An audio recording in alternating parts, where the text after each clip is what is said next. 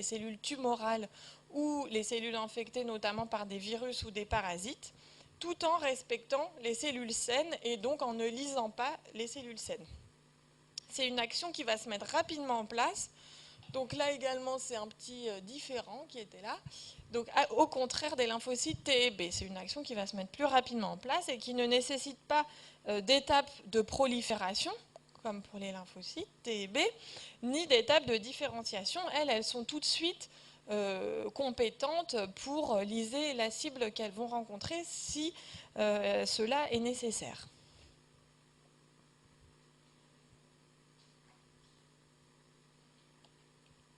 Donc, les cellules NK, en fait, elles vont avoir deux grandes fonctions, qui sont, deux ou trois, on va dire. Une fonction de cytotoxicité, comme leur nom l'indique, des tueuses naturelles. Donc, cette fonction de cytotoxicité. La deuxième fonction, c'est une fonction de production de cytokines et de chimiokines, qui vont avoir plusieurs rôles, mais notamment qui vont permettre de recruter à leur tour d'autres cellules et puis de mettre en place aussi une spécificité dans la réponse adaptative, on va le voir. Donc tout d'abord la cytotoxicité directe, parce qu'il y a plusieurs mécanismes de cytotoxicité. Donc la cytotoxicité directe, c'est le même mécanisme que pour les lymphocytes CD8 cytotoxiques. Donc une cytotoxicité dépendante de la perforine. Donc tout d'abord, la cellule NK va reconnaître sa cible. Alors ça, on va voir comment, juste après, grâce à différents récepteurs, elle va reconnaître sa cible. En tout cas, quand elle a reconnu que c'était une cible à lyser, donc elle reconnaît cette cible, elle s'active, et ensuite il va y avoir une étape de dégranulation de la cellule NK, avec une libération de la perforine, qui est libérée à la synapse, c'est-à-dire l'espace entre la cellule NK et sa cible. Cette perforine va former des pores dans la cellule cible, et c'est la granzyme, qui est aussi située dans les granules, qui va entraîner l'apoptose de la cellule cible. Il y a d'autres mécanismes de cytotoxicité directe qui ne passent pas par le système perforine-granzyme, mais qui passent par les récepteurs de mort. Et donc vous pouvez retenir le système phase-ligand, dont vous avez sans doute entendu parler dans d'autres cours d'immuno, ou aussi les récepteurs TRAIL ou le récepteur du TNF. En tout cas, retenez, voilà, vous avez dans la cytotoxicité directe, vous avez soit perforine-granzyme, soit les récepteurs de mort, et notamment phase-ligand. Alors ensuite, il y a un deuxième mécanisme, là, qui n'est pas une cytotoxicité directe. Là, il s'agit d'une cytotoxicité un petit peu indirecte, qui est la DCC, c'est-à-dire la cytotoxicité dépendante des anticorps. Donc la lyse dépendante des anticorps. Donc cela se produit quand la cible a été recouverte d'anticorps qui ont été préalablement synthétisés et qui donc se fixent sur leur cible. Et ces anticorps, grâce à leur fragment FC que vous reconnaissez ici, vont pouvoir se lier au CD16, puisque je vous ai dit en introduction que les cellules NK, elles expriment le CD16, alors plus ou moins fortement selon les sous-populations, mais en tout cas, elles l'expriment. Et de cette façon, elles peuvent lier le fragment FC de ces anticorps, qui va donc entraîner un signal par son fragment intracytoplasmique qui n'est pas représenté ici, mais ça va entraîner une cascade de signalisation à l'intérieur de la cellule qui va lui donner un signal d'activation pour ensuite lyser cette cellule. Alors, qu'est-ce qui se passe en tous les cas dans cette cytotoxicité?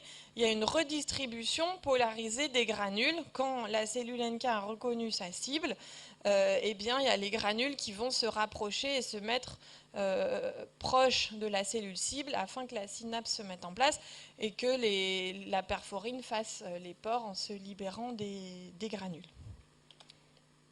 Alors, voilà, là vous avez un petit peu les différentes voies.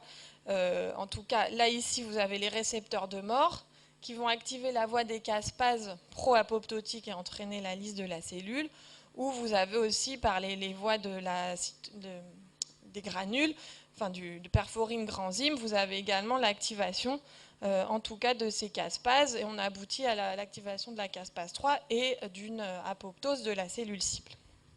Donc in fine, tout ça pour vous dire que ça revient au même dans les deux cas. Alors les autres fonctions de ces cellules NK, c'est de produire des cytokines et des chimiokines. Et donc notamment, la première, celle qu'il faut que vous reteniez, bien sûr, c'est l'interféron gamma. Donc si vous n'en retenez qu'une, retenez celle-là.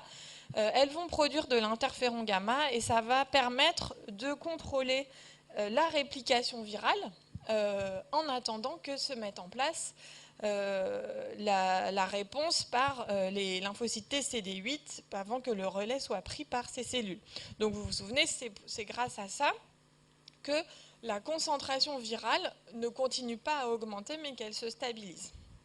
Donc il y a un rôle crucial de cet interféron gamma et par ailleurs l'interféron gamma c'est aussi une cytokine qui a un rôle dans la mise en place dans l'orientation d'un sous-type de réponse immunitaire adaptative, c'est-à-dire qu'il va entraîner une différenciation prioritaire des TCD4 en lymphocytes TH1.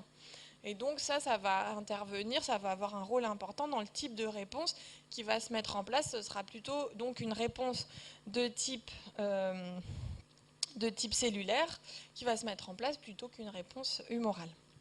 Donc elles produisent également d'autres cytokines et des chimiokines, ici notamment, qui vont permettre de recruter d'autres types cellulaires, des macrophages, des neutrophiles ou des cellules dendritiques.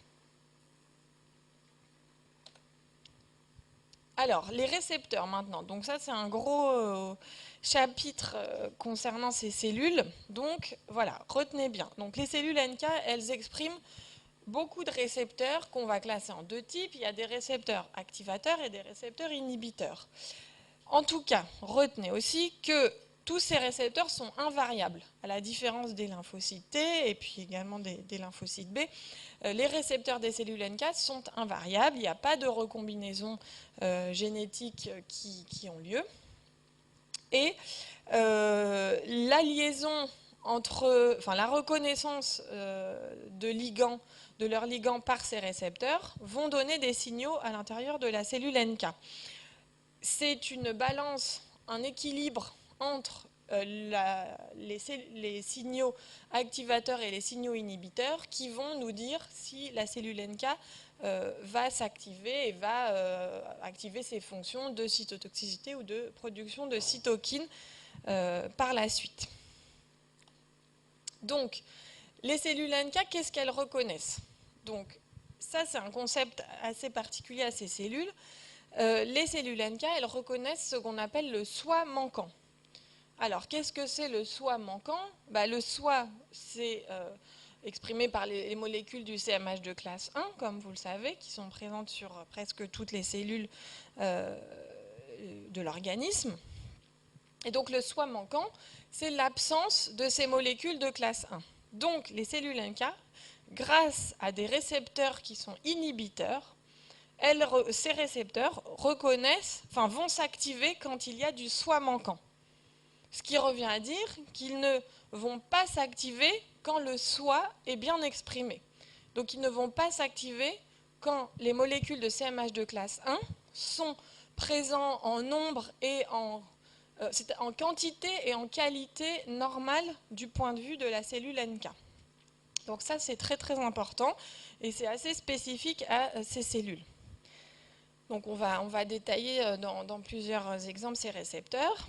Et puis, sachez également aussi ça dès maintenant, que les cellules NK, elles reconnaissent, en plus de ce soi manquant, elles vont reconnaître des molécules de détresse qui seront présentes sur les cellules anormales et elles vont les reconnaître par des récepteurs activateurs. Donc là, ce sera la présence de ce signal, la présence de ces molécules de détresse qui active la cellule NK.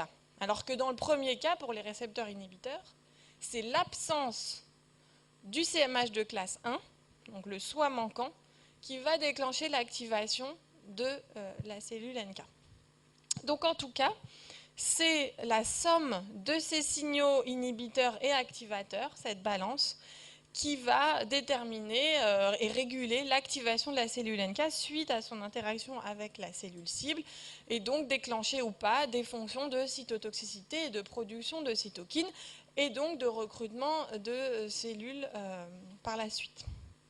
Donc en général, on dit que dès qu'il y a un signal transmis par les récepteurs inhibiteurs, ça l'emporte sur les signaux vus par les récepteurs activateurs. On va voir ça.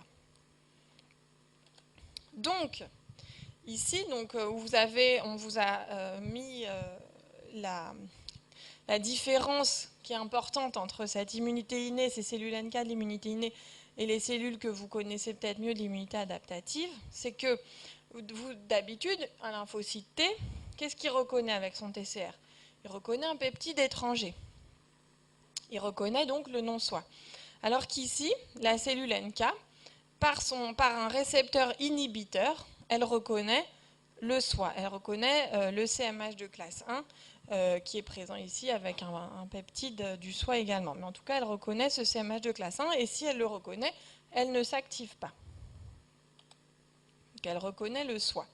Elle va s'activer via ces récepteurs inhibiteurs si le soi est manquant.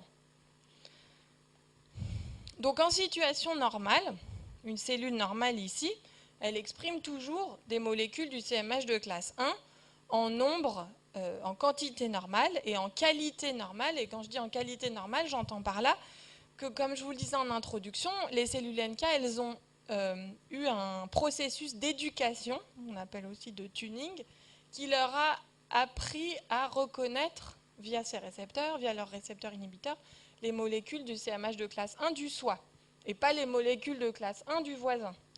Donc, quand elle voit une cellule du soi qui exprime bien ces molécules de classe 1, les récepteurs inhibiteurs envoient un signal à la cellule de ne pas s'activer. Et donc, ça entraîne une protection et une tolérance au soi. Bien que les récepteurs NK activateurs, voilà, ils sont bien présents. Mais ils n'ont pas rencontré leur ligand. Donc, ces récepteurs inhibiteurs reconnaissent le soi manquant. Et donc, dans quel cas on a ce phénomène de soi manquant, cette baisse d'expression des molécules du CMH de classe 1? Et bien justement, on peut l'avoir lors d'infections virales, et notamment les infections à herpès virus, à CMV. En fait, c'est un mécanisme du virus, c'est un mécanisme que le virus met en place pour échapper à la réponse immunitaire adaptative aux lymphocytes T CD8 classiques, disons. Parce qu'en fait, le virus va bloquer l'expression à la membrane cellulaire des molécules de classe 1 pour essayer d'être moins reconnu par les T CD8. Puisque vous savez que les T, ils vont reconnaître un complexe CMH peptide. Donc les virus ont mis en place ces phénomènes pour essayer d'échapper à cette réponse immunitaire adaptative. Donc ça, c'est un processus qui est bien connu et qui est présent lors des infections virales, et c'est également présent lors des processus de transformation tumorale.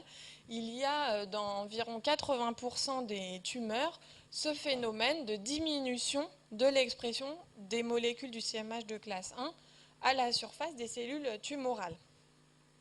Et c'est également comme ça qu'il y a cet échappement à la réponse T classique. Mais le système immunitaire a mis en place donc la reconnaissance de ce soi manquant par les cellules NK, ce qui va empêcher cet échappement. Et dans quelle autre situation les cellules NK vont pouvoir peut-être être amenées à s'activer vis-à-vis de cellules n'exprimant pas le CMH de classe 1 qu'elles ont appris à reconnaître? Et bien, par exemple, dans une situation d'allogreffe, où le greffon n'exprimerait pas exactement toutes les mêmes molécules de classe 1 que celles qu'ont appris à reconnaître les cellules NK pendant leur développement. Donc, eh bien, les récepteurs inhibiteurs ne parviendront pas à reconnaître, alors ici ce ne sera pas un problème de nombre de CMH de classe 1, ce sera un problème de qualité, et donc ils ne reconnaîtront pas ces CMH de classe 1, et donc la cellule NK pourra s'activer. En tout cas, dans toutes ces situations, on aura une modification de l'équilibre entre les signaux inhibiteurs et activateurs qui vont peut-être faire que les cellules NK vont s'activer et vont activer leur fonction effectrice. Alors, les cellules NK, elles ont aussi des récepteurs activateurs et donc elles surveillent aussi l'expression d'autres ligands à la surface des cellules cibles. Et là encore, c'est toujours la somme entre les signaux inhibiteurs et les signaux activateurs qui va entraîner l'activation de la cellule. Mais en tout cas, si sur une cellule, il y a sur une cellule cible l'apparition ou la surexpression de certains ligands des récepteurs activateurs, là encore, la cellule NK va pouvoir s'activer. Alors, donc si on résume donc les situations dans lesquelles ces cellules NK vont s'activer, donc on a vu, elles vont s'activer lors d'une reconnaissance allogénique, avec une différence des récepteurs qui reconnaissent les CMH de classe 1, et là elles ne vont pas reconnaître le CMH de classe 1 qu'elles avaient appris à reconnaître. Lors d'une réponse antitumorale, comme je vous l'ai dit, donc il y a une diminution d'expression de ces molécules du CMH de classe 1.